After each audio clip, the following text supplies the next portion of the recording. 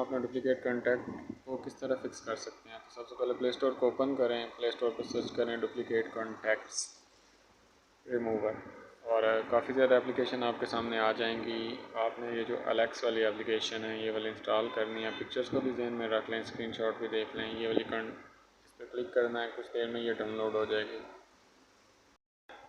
یہ کچھ دیر لے گی اس کو ڈاؤن لوڈ ہونے میں.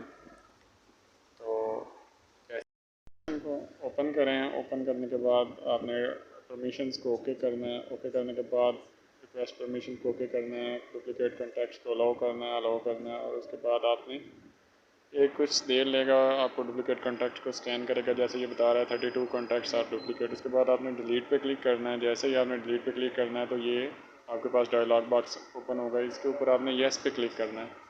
اب یس پہ کلک کریں گے تو یہ ڈپلیکیٹ کانٹیکٹس میں ایک کانٹیکٹ کو چھوڑ دے گا, باقی جتنے بھی ایکسٹرا ڈپلیکیشن ہے وہ ساری ڈیلیٹ کر دے گا. یہ اپلیکیشن کی آپ انفارمیشن